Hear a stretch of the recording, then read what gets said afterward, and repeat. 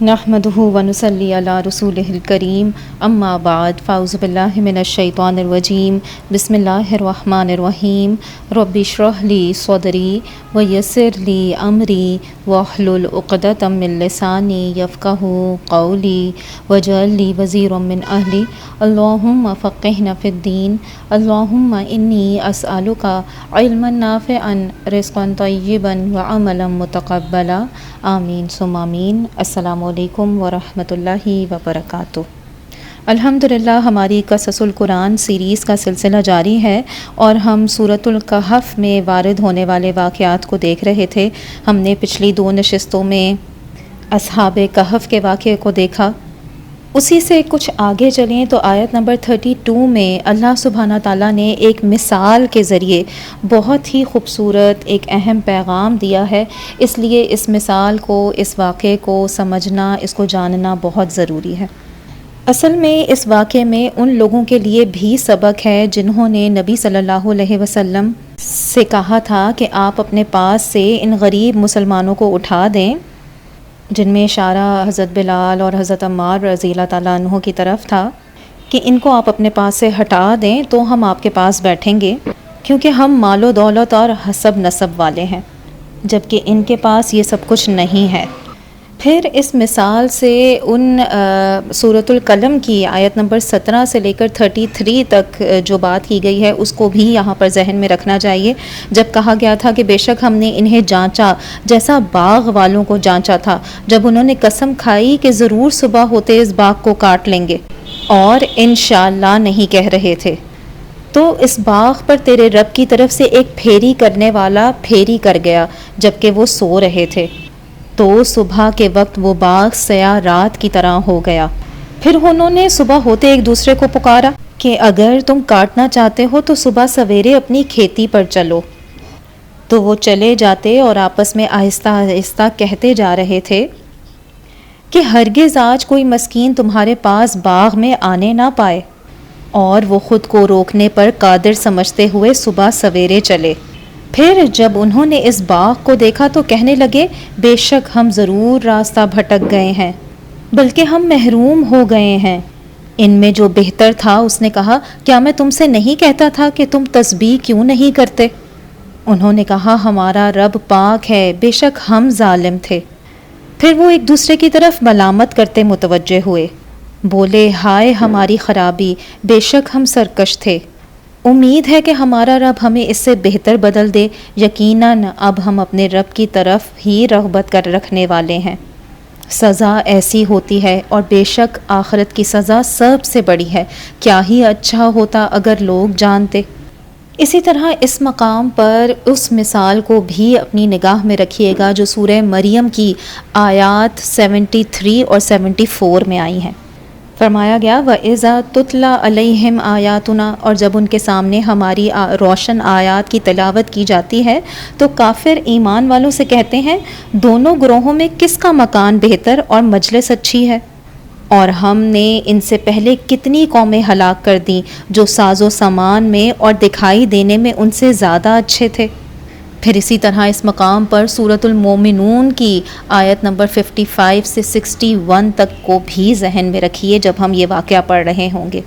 فرمایا گیا سورۃ المومنون آیت نمبر 55 میں اَيَحْسَبُونَ أَنَّمَا نُمِدُّهُم بِهِ مِن مَالٍ وَبَنِينَ، کیا یہ خیال کر رہے ہیں کہ وہ جو ہم مال اور بیٹوں کے ساتھ ان کی مدد کر رہے ہیں تو ہم ان کے لیے بھلائیوں میں جلدی کر رہے ہیں، بلکہ انہیں خبر نہیں، بے شک وہ جو اپنے رب کے ڈر سے خوف زدہ ہیں، اور وہ جو اپنے رب کی آیتوں پر ایمان لاتے ہیں، اور وہ جو اپنے رب کے ساتھ کسی کو شریک نہیں کرتے، اور وہ جنہوں نے کچھ دیا وہ اس حال میں دیتے ہیں کہ ان کے دل سے اس بات سے ڈر رہے ہیں کہ وہ اپنے رب کی طرف لوٹنے والے ہیں۔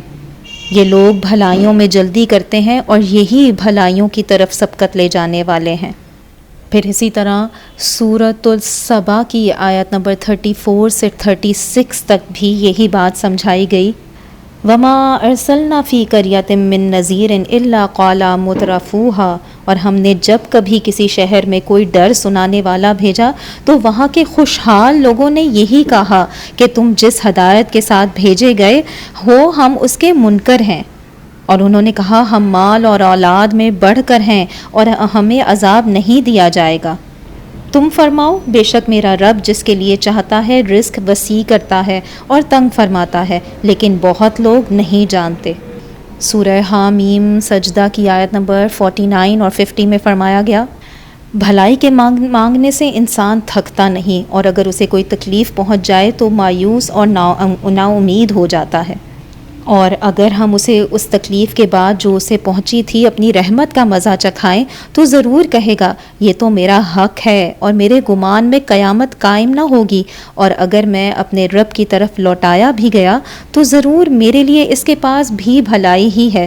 تو ضرور ہم کافروں کو ان کے اعمال کی خبر دیں گے اور ضرور انہیں سخت عذاب چکھائیں گے۔ تو یہاں پر اس واقعے سے پہلے ان تمام آیات کو اپنے ذہن میں رکھیں کہ یہاں جو بات کی جا رہی ہے اصل میں دو لوگوں کے بارے میں ایک قصہ سنایا جا رہا ہے، جس میں وہ دو لوگ ہمسائے تھے، اور ایک کے پاس اللہ نے بڑی نعمت دی تھی، یعنی اس کو 2 باغ دیے تھے، اور دوسرے کے پاس کچھ نہیں تھا۔ گویا باغوں والا اپنے باغ کو اپنی جنت سمجھ رہا تھا۔ بالکل وہی مثال ہے نا کہ جیسے دنیا میں جو کم ظرف لوگ ہوتے ہیں جنہیں دنیا میں کچھ شان و شوکت حاصل ہو جاتی ہے، وہ ہمیشہ اس غلط فہمی میں مبتلا ہو جاتے ہیں کہ انہیں دنیا میں جنت نصیب ہو گئی ہے، اور اگر وہ یہاں اچھے حالات میں ہیں تو قیامت کے بعد تو اچھے حالات میں اللہ انہیں ضرور ہی رکھے گا۔ اور کچھ ایسے ہوتے ہیں کہ جنہیں جنت سمجھتے ہیں کہ دنیا میں مل گئی تو اب انہیں دوسری کسی اور جنت کے حاصل کرنے کی کیا فکر۔ اصل میں اس مثال سے اللہ سبحانہ تعالیٰ یہ بات سمجھانا چاہ رہے ہیں کہ انسان کی عزت اور اس کا وقار اس کے مال و دولت سے نہیں ہوتا، اللہ کے نزدیک دین اور ایمان کا درجہ اس سے بھی آگے ہے۔ تو آئیے اس مثال کی طرف چلتے ہیں۔ فرمایا گیا آیت نمبر 32 میں وَضْرِبْ لَهُم مَثَلَ الرَّجُلَيْنِ، بیان کیجئے ان کے سامنے ایک مثال۔ محمد صلی اللہ علیہ وسلم سے کہا جا رہا ہے کہ اے محمد ان کے سامنے ایک مثال پیش کرو، 2 شخص تھے، ایک کافر اور ایک مومن۔ جعلنا لأحدہما جنتین، بنایا ہم نے ان میں سے ایک کے لیے 2 باغ۔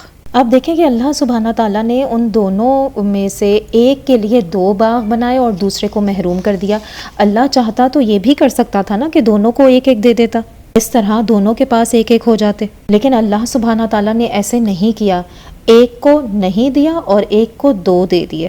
اب آپ دیکھیں دنیا میں ہمارے سامنے بہت سی ایسی مثالیں ہیں کہ کسی کے پاس کچھ بھی نہیں ہوتا اور کسی کے پاس بے انتہا ہوتا ہے، لیکن یاد رکھیے کہ آزمائش دونوں کی ہے، جس کے پاس نہیں ہے اس کا بھی امتحان ہے، اس کی بھی آزمائش ہے، اور جس کے پاس ہیں اس کے پاس بھی، اس کے لیے بھی آزمائش اور امتحان ہے۔ کیسے تھے وہ باغ؟ فرمایا گیا من اعناب، انگوروں کے باغ تھے۔ پھر آگے فرمایا وخففناہما بنخل، اور ہم نے ان کو گھیر رکھا تھا کھجوروں کے ساتھ، یعنی اندر جو ہے وہ انگور کا باغ تھا اور اس کی جو کنارے تھے، جو باڑ لگائی گئی تھی، وہ کس کی تھی؟ کھجوروں کے درختوں کی تھی۔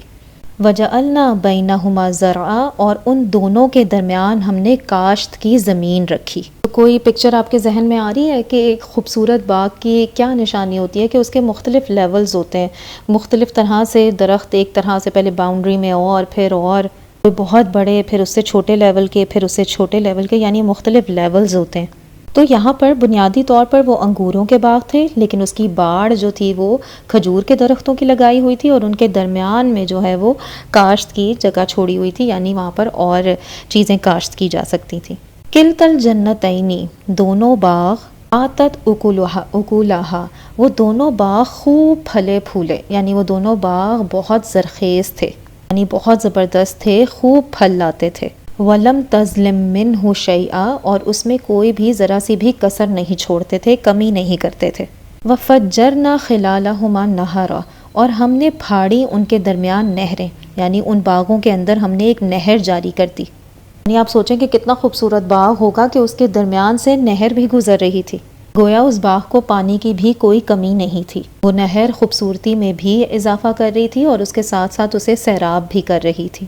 وَقَانَ لَهُ ثَمَرٌ، اور اسے خوب نفع حاصل ہوا، یعنی اس کا جو پھل تھا وہ خوب نفع دینے والا تھا۔ ثمر کا لفظ جو ہے وہ صرف پھل کے لیے نہیں استعمال کیا جاتا، اس کا معنی مال و دولت کے لیے بھی آتا ہے، اور انواع و اقسام کا دیگر مال بھی اسی میں آتا ہے۔ کسی بھی چیز کا آؤٹ کم ثمر کہلاتا ہے.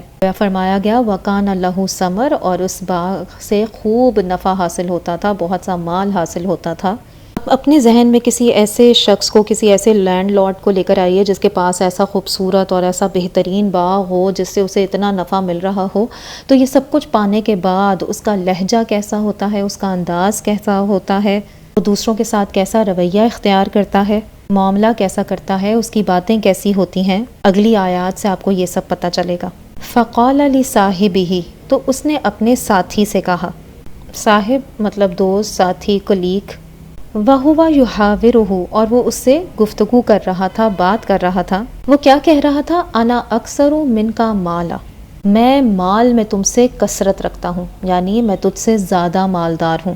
ایسے شخص کو کیا کہتے ہیں؟ جس کو اپنی دولت کا بہت مان ہو. متکبر بھی اور کم ظرف بھی. ظرف کیا ہوتا ہے؟ جیسے کہ کوئی برتن. اب آپ سمجھیں گے کم ظرف کیا ہے. آپ دیکھیں کہ اگر برتن بڑا ہوتا ہے، گہرا ہوتا ہے، تو کیا ہوتا ہے کہ وہ اپنے اندر تمام چیزوں کو سمو لیتا ہے. لیکن اگر وہی برتن شیلو ہوتا ہے تو کیا ہوتا ہے کہ کچھ بھی ڈالیں وہ ابل کر باہر آ جاتی ہے. مثلاً آپ چائے کی اگزامپل لیں کہ چائے اگر آپ کپ میں ڈالیں تو کیا ہوتا ہے، اور اگر چائے آپ اس کی سوسر میں ڈالیں تو کیا ہوتا ہے. تو کم ظرف کیا ہے کہ جیسے سوسر. تو جو کم ظرف لوگ ہوتے ہیں نا، جن کے دلوں میں وسعت نہیں ہوتی، ان کو اگر خوشی ملے تو بھی وہ آپے سے باہر ہو جاتے ہیں. اگر کوئی غم ہو تو وہ بھی فوراً چہرے پر آ جاتا ہے. اور اگر کوئی دولت ملے تو اس کی بھی شیخی بگاڑنے لگتے ہیں. اگر کوئی پریشانی ہو تو اس کا بھی شکوہ شکایت بہت کرتے ہیں. اس کے برعکس جو بڑے ظرف والے ہوتے ہیں ان کا رویہ بالکل اس کے اپوزٹ ہوتا ہے. وہ ہر چیز کو اپنے اندر سمو لیتے ہیں. بالکل یہی مثال ہے اس انسان کی جس کا دل بڑا ہوتا ہے، جس کا ظرف بڑا ہوتا ہے. اس کو اگر کچھ مل جائے یا اس سے کچھ چھن جائے نا، تو اس کے ذات پر اس طرح سے وہ اس سے نا چھلک چھلک کر باہر نہیں نکلتا. کوئی بری چیز ہو جائے تو بھی وہ اللہ کی رضا میں راضی ہوتا ہے، خوشی میں خوش ہوتا ہے، شکرانے کے نفل ادا کرتا ہے. کوئی ایک واویلا سا نہیں ہر چیز میں مچا دیتا، شوخا پن نہیں آ جاتا. میٹھا پانی ہے تو بھی اندر ہے، گرم ہے تو بھی اندر ہے. گویا اگر اس کے پاس بہت ڈھیروں دولت بھی ہونا تو وہ شو آف نہیں کرتا. اسی طرح دوسروں کو حقیر نہیں سمجھتا. لیکن یہاں جو شخص بول رہا ہے، جس کی مثال ابھی سامنے آ رہی ہے، وہ اس کا بالکل الٹ ہے. وہ زیادہ مالدار ہو گیا ہے تو وہ کیا کر رہا ہے؟ وہ اپنی طاقت کا زوم دکھا رہا ہے اور کہہ رہا ہے اس دوسرے شخص سے کہ میں تجھ سے زیادہ طاقتور ہوں. وَأَكْثَرُ مِنْكَ مَالًا وَأَعَزُّ نَفَرًا، کہ میں تجھ سے زیادہ مالدار ہوں اور تجھ سے زیادہ طاقتور نفری رکھتا ہوں.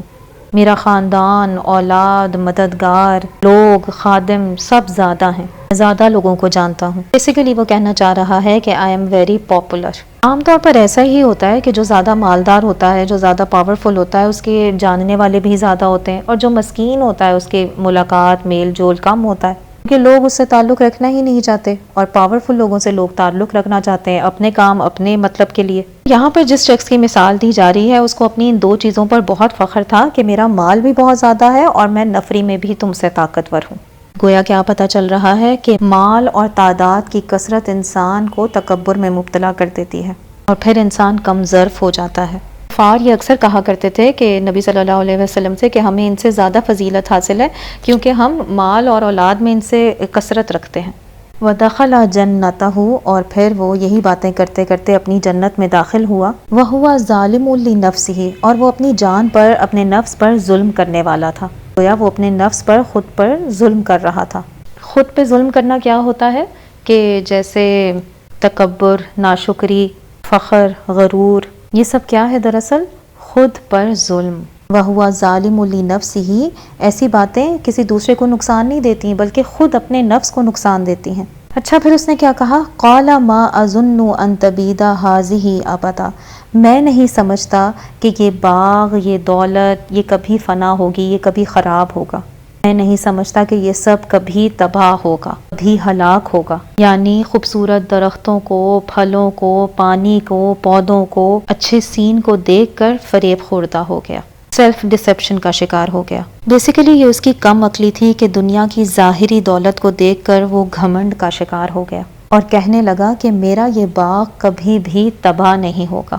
وَمَا أَظُنُّ السَّاعَةَ قَائِمَةً، اور میں نہیں سمجھتا کہ قیامت کی گھڑی بھی کبھی آئے گی. یعنی میرا نہیں خیال کہ قیامت کبھی آئے گی. آپ سوچیں کہ اس کی یہ کم عقلی اسی کے ایمان کی دشمن بن گئی.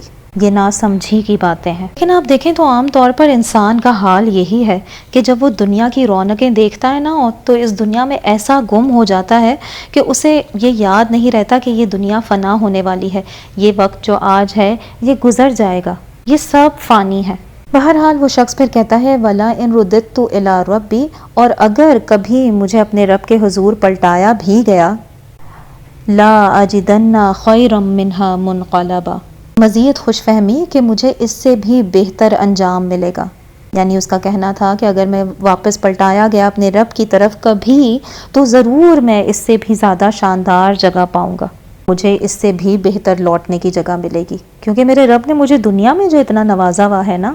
یعنی آپ اس کی کم عقلی دیکھیں کہ پہلے تو اس نے کہا کہ اول تو یہ ہے کہ قیامت آنی نہیں، اور جسٹ ان کیس کہ اگر قیامت آ بھی جاتی ہے اور میں اپنے رب کی طرف پلٹتا ہوں، مجھے امید ہے کہ مجھے اس سے بھی بہتر ملے گا۔ کیوں؟ وہی ریزن کہ اس لیے کہ مجھے دنیا میں بھی ملا ہوا ہے، مجھے پھر دوسری دفعہ کیوں نہیں ملے گا جب مجھے فرسٹ ٹائم ہی ملا ہوا ہے؟ اگر میں اللہ کے ہاں امپورٹنٹ نہ ہوتا، معزز نہ ہوتا، میرا کوئی مقام نہ ہوتا تو وہ مجھے دنیا میں یہ باغ نہ دیتا، مجھے دنیا میں مقام نہ دیتا، جیسے اب یہ باغ دیا ہے تو وہ آگے بھی دے دے گا۔ فصلت میں آتا ہے کہ اگر میں اپنے رب کی طرف واپس لوٹایا گیا تو وہاں بھی بھلائی ملے گی، لیکن اللہ تعالیٰ نے اس کی تردید کی ہے قرآن پاک میں ایک اور جگہ، جو مثال میں نے آپ کو پہلے دی تھی، سورہ سبا میں آتا ہے کہ یہ تمہارے مال اور اولاد نہیں جو تمہیں ہمارے قریب کرتے ہیں۔ انسان مال اور اولاد کے ذریعے اللہ کا قرب نہیں پاتا، الا یہ کہ وہ مال اور اولاد اللہ کے راستے میں لگے۔ اینی ویز اس کا پھر ساتھی آگے کہنے لگا آیت نمبر 37 میں، قال لہ صاحبہ، ساتھی اس سے کہنے لگا، وہو یحاورہ، اور وہ اس سے بات چیت کر رہا تھا، اکفرت بالذی خلقک، کیا تو کفر کرتا ہے اس ذات سے جس نے تجھے مٹی سے اور پھر نطفے سے پیدا کیا، من تراب ثم من نطفۃ ثم سواک رجلا، اور پھر اس نے تجھے ایک پورا آدمی بنا کھڑا کیا، تو اس ذات سے کفر کرتا ہے؟ تو گویا ایک طرح سے اس کے ساتھی نے اس کو کفر اور تکبر سے منع کیا۔ اب آپ دیکھیں کہ جو صاحب ایمان شخص تھا یہاں پر، اس نے صرف اس کو واعظ اور نصیحت نہیں کی بلکہ اس کو پورے دلائل کے ساتھ سمجھایا کہ اللہ سبحانہ تعالیٰ نے تمہیں ایک خاص انداز میں، ایک خاص طریقے پر، ایک خاص سٹیجز سے گزار کر ایک مکمل آدمی بنایا ہے۔ اس نے اس کو سمجھانے کی کوشش کی، پھر آگے فرمایا لَكِنَّ هُوَ اللَّهُ رَبِّي، لیکن وہ اللہ میرا رب ہے،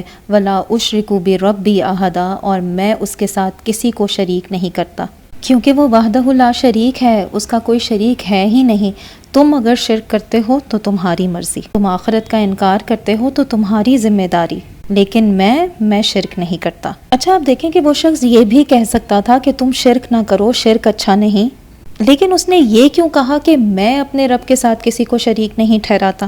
اصل میں اس نے عملی مثال پیش کی۔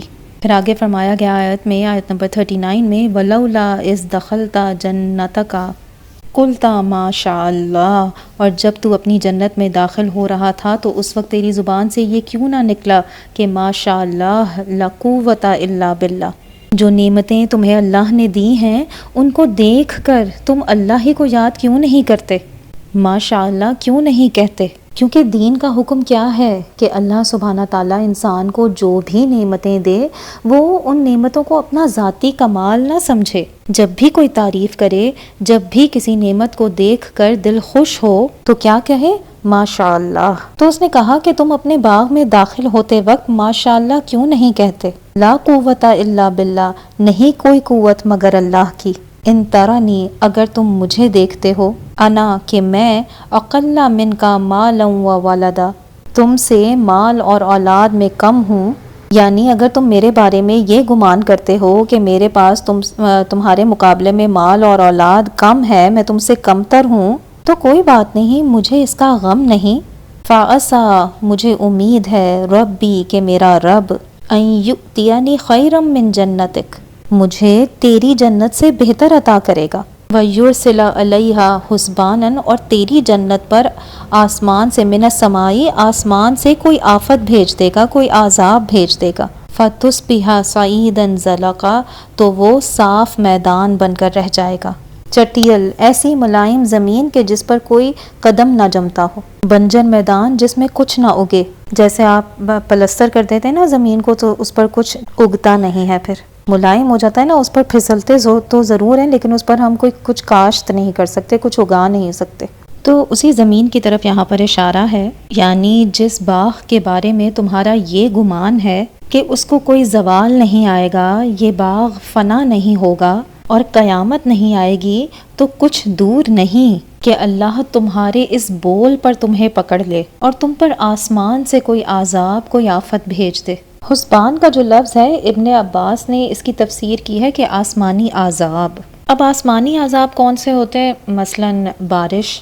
کون سی بارش؟ زبردست، خوفناک، موسلا دھار بارش، ایسی بارش جو کھیتوں درختوں کو جڑ سے اکھاڑ دے، جو سیلاب آنے کا باعث بنے۔ بارش کی کئی قسمیں ہیں نا، کچھ بارش ہوتی ہے کہ جس سے پودے اگتے ہیں، اور بعض اوقات بارش ہوتی ہے تو اگے ہوئے بھی جل جاتے ہیں، اولے پڑ جاتے ہیں، ٹڈی دل، پھر اسی طرح تیز ہواؤں کا چلنا، بجلی کا گرنا، بجلی کی چمک سے بھی بعض اوقات کھیتوں کو نقصان پہنچتا ہے۔ آسمان سے کسی بھی قسم کا عذاب آ سکتا ہے۔ قرآن پاک میں آتا ہے نا، اَأَمِنْتُم مَنْ فِي السَّمَاءِ أَن يُرْسِلَ عَلَيْكُمْ حَاصِبًا فَسَتَعْلَمُونَ كَيْفَ نَذِيرِ، کہ تم بے خوف ہو گئے ہو کہ وہ جو آسمان میں ہے وہ تم پر پتھروں کی بارش برسا دے۔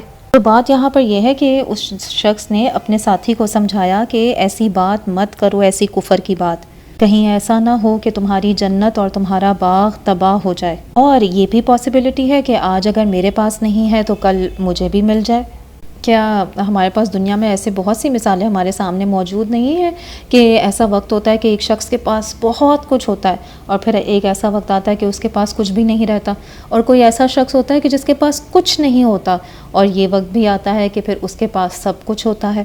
تو اس سے کیا پتہ چلتا ہے کہ دنیا میں جو کچھ ہے ہمارے پاس وہ سب ہمارے کنٹرول میں نہیں ہے، کوئی بھی چیز ہمارے پاس ہمیشہ کے لیے رہنے کے لیے کوئی گارنٹی نہیں ہے۔ تو جو کچھ بھی دیا ہے اللہ نے دیا ہے، شکر گزاری اس نعمت کو باقی رکھنے میں مددگار ہوگی۔ لیکن کبھی بھی انسان یہ نہ سوچے کہ ایک تو یہ سب کچھ میرے اپنے بل بوتے کی وجہ سے ہے، اور ایک یہ بات کہ یہ کبھی بھی جا نہیں سکتا میرے پاس سے۔ پھر آگے اگلی آیت میں فرمایا گیا، آیت نمبر 41 میں، او یصبح ماؤها غورا، یا ہو جائے اس کا پانی گہرا، یعنی تمہارے باغ کی جو نہر ہے اس کا پانی زمین میں اتر جائے، زمین تک چلا جائے، فلن تستطیع له طلبا، اور پھر تو اسے کسی طرح نکال نہ سکے، یعنی وہ پانی زمین میں اتنا گہرائی میں چلا جائے کہ پھر وہ پانی اوپر نہ آ سکے۔ یعنی آج اگر یہ چشمہ، یہ ندی بہہ رہی ہے، تمہارے باغوں کو سیراب کر رہی ہے، تو کل یہ بھی ہو سکتا ہے کہ یہ ندی، یہ نہر بالکل سوکھ جائے، کا پانی گہرا ہو جائے، بالکل نیچے چلا جائے، میسر نہ ہو۔ جیسے ہم کہتے ہیں نا کہ کنوؤں کے پانی کا لیول ڈراپ ہو گیا اس لیے اب پانی وہاں پر نہیں آتا، اکثر بور کرواتے ہوئے دیکھتے ہیں کہ پانی کا لیول بہت زیادہ نیچے چلا گیا ہے، بورنگ دوبارہ کروانی پڑے گی۔ اکثر کبھی ہم دریاؤں کے پاس سے گزرتے ہیں تو ہم سوچتے ہیں کہ کبھی تو اس میں اتنا پانی تھا اور آج یہ دریا بالکل کناروں سے خالی ہے، سوکھا پڑا ہے، وہاں پانی کا لیول بالکل ڈراپ ہو چکا ہوتا ہے۔ تو یہ سب کچھ انسان کے اختیار میں نہیں ہے، یہ اللہ ہی کی مرضی سے ہوتا ہے، اور اس میں ہمارا کچھ بس بھی نہیں چل سکتا کہ ہم کسی طرح سے دریا بہا دیں، دریا میں پانی بھر دیں، سب کچھ اس کی قدرت، اس کے ہاتھ میں ہے۔ یہی بات سورۃ الملک میں بھی آتی ہے، قُلْ أَرَأَيْتُمْ إِنْ أَصْبَحَ مَاؤُكُمْ غَوْرًا فَمَنْ يَأْتِيكُمْ بِمَاءٍ مَّعِينٍ، تو پھر ایسی صورت میں فَلَن تَسْتَطِيعَ لَهُ طَلَبًا، تم ہرگز استطاعت نہیں رکھتے اس کو طلب کرنے کی، اس کو نکالنے کی۔ اور پھر ہوا کیا؟ یہی ہوا، اگلی آیت میں فرمایا گیا، وَأُحِيطَ بِثَمَرِهِ، آ گئی آفت، آ گئی مصیبت، یعنی باغ کا سارا ثمرہ مارا گیا، باغ کا سارا مال و متاع ختم، فَأَصْبَحَ يُقَلِّبُ كَفَّيْهِ، تو اس نے صبح کی اپنے ہاتھ ملتے ہوئے، کف کہتے ہیں ہتھیلی کو، اور یقلبو الٹ پلٹ کرنا، یعنی افسوس کرنا، وہ جو ہاتھ ملنا ہوتا ہے کہ انسان ہاتھ ملتا رہ گیا، عَلَى مَا أَنفَقَ فِيهَا، اس پر بھی جو اس نے اس پر خرچ کیا تھا، یعنی اصل زر پر بھی وہ ہاتھ ملتا رہ گیا، یعنی جو محنت اس نے کی تھی وہ بھی سب ضائع، باغ تو ضائع ہوا ہی، وہ جو اس نے ایفرٹ لگائی تھی اس میں، اس پر بھی وہ ہاتھ ملتا رہ گیا، اپنا ٹائم، اپنی انرجی، اپنا مال، وہ سب بھی ساتھ گیا، کیونکہ اس کا کوئی آؤٹ کم نہیں نکلا، کوئی پروفٹ نہیں ملا اس کو، اس کا سب کچھ ضائع اور برباد ہو گیا۔ وَهِيَ خَاوِيَةٌ عَلَى عُرُوشِهَا، اور وہ گرا پڑا تھا اپنی چھتوں پر، یعنی سارا باغ گرا پڑا تھا، درخت اکھڑے پڑے تھے، بیلیں زمین بوس ہو گئیں، انگور کا باغ اگر کبھی کسی نے دیکھا ہو تو انگور کی جو بیل ہوتی ہے اس کو کوئی چھت چاہیے ہوتی ہے، کوئی چھتری چاہیے ہوتی ہے، فینس نما چیز ہوتی ہے جس پر اس کی بیل کو چڑھایا جاتا ہے. تو وہ جو چھت سی بنتی ہے نا جس پر انگور کی بیلوں کو چڑھایا جاتا ہے، لٹایا جاتا ہے، پھر اس سے انگور کے گچھے نیچے لٹکتے ہیں، وہ ساری بیلیں، وہ سارے درخت چھتوں سمیت زمین بوس ہو گئے، زمین پر آ گئے. خاویۃ علی عروشہا ویقول، اور وہ کہہ رہا تھا یا لیتنی، اے کاش کہ میں لم اشرک بربی احدا، اپنے رب کے ساتھ کسی کو بھی شریک نہ ٹھہراتا. کس کو شریک ٹھہرایا تھا اس نے؟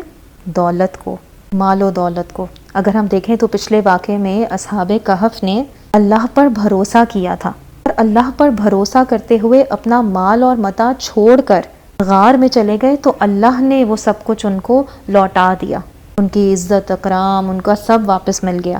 اس شخص نے اللہ کو چھوڑ کر مال و متاع پر بھروسہ کیا، اور ایک وقت آیا کہ مال و متاع ہاتھ سے چلا گیا. نتیجہ کیا ہوا؟ وَلَمْ تَكُنْ لَهُ فِئَةٌ يَنْصُرُونَهُ مِن دُونِ اللَّهِ وَمَا كَانَ مُنْتَصِرًا، اور اس کا کوئی مددگار اور اس کا کوئی جتھا نہ تھا، اس کا کوئی مددگار نہ تھا، اس کے کوئی رشتہ دار یعنی نفرہ جو وہ پچھلی آیت میں، آیت نمبر 34 میں جو کہہ رہا تھا کہ میرے بہت سے جاننے والے ہیں، میرے بڑے ماننے والے لوگ ہیں، میرے بڑے خادم بھی ہیں، جس نفری پر اس کو بڑا ناز اور فخر تھا وہ اس کے کسی کام نہ آئے.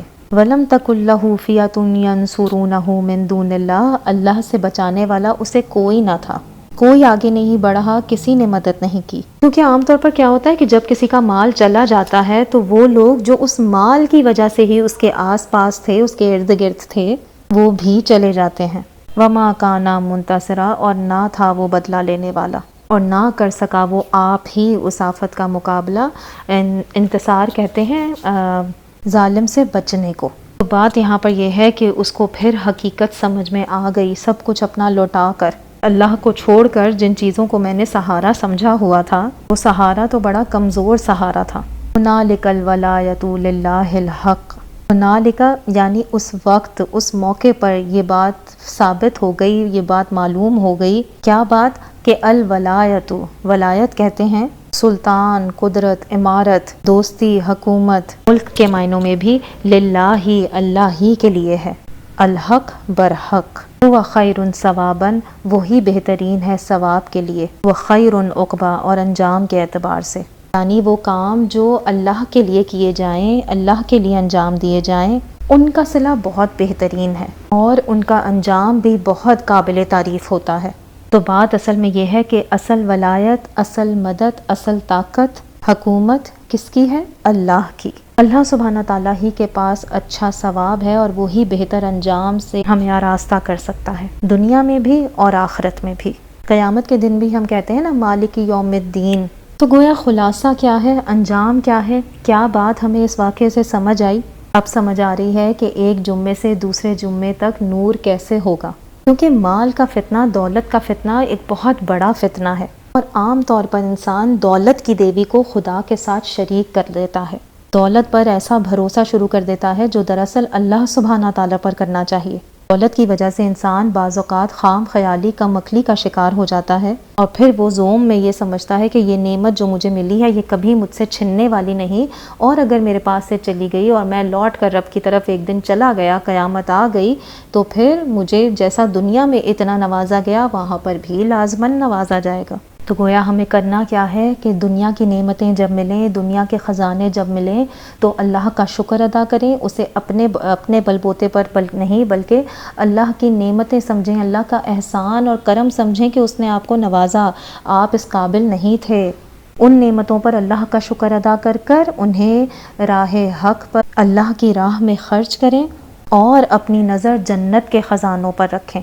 اور جب کبھی مال و دولت کی وجہ سے، اپنی صلاحیتوں کی وجہ سے کوئی تکبر آنے لگے تو سب سے پہلے سوچیں کہ ہماری اصلیت کیا ہے، ہماری حقیقت کیا ہے، ہم کہاں سے پیدا ہوئے ہیں. انسان کو اگر وہ یاد آ جائے مراحل تو سارا غرور نکل جائے. اللہ سبحانہ تعالیٰ سے دعا ہے کہ وہ ہمیں ان حقیقتوں کو سمجھنے والا بنائے اور اس دنیا کے جو فتنے ہیں ان سے بچا کر رکھے، مال و دولت کے فتنے سے بچا کر رکھے، غرور اور تکبر کے فتنے سے بچا کر رکھے، اور ہمیں ہمیشہ اپنے ہی اوپر صرف اللہ سبحانہ تعالیٰ کی ذات کے اوپر ہی صرف توکل اور بھروسہ کرنے والا بنائے، اور ہمیں ہماری دی گئی نعمتوں پر شکر گزار بندہ بنا کر رکھے۔ آمین ثم آمین۔ ربنا لا تزغ قلوبنا بعد اذ ہدیتنا وہب لنا من لدنک رحمۃ انک انت الوہاب۔ السلام علیکم ورحمۃ اللہ وبرکاتہ۔